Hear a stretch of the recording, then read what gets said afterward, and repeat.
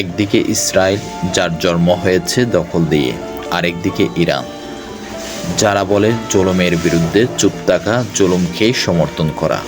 Israel 1948 সালে প্রতিষ্ঠিত হয় ফিলিস্তিনি মুসলমানদের ভূমি দখল করে।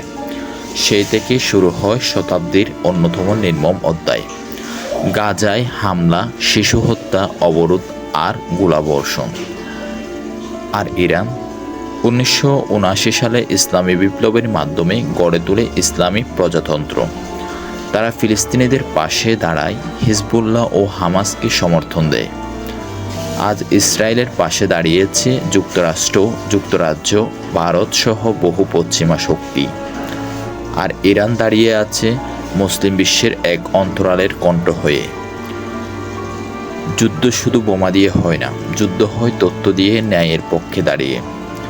আল্লাহ তাআলা বলেন, যে একজন নিরপরাধকে হত্যা করলো, সে যেন পুরো মানব জাতিকে হত্যা করলো। আজ যারা ফিলিস্তিনের পাশে কথা বলে না, তারা কিভাবে নিজেকে মুসলিম বলে দাবি করে?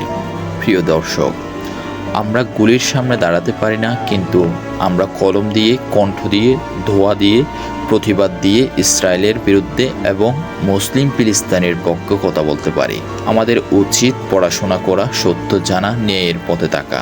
কারণ আগামী পৃথিবী তৈরি হবে আজকের জানার উপর। কমেন্টে লিখো, ফিলিস্তিন তোমার সাথে আছে।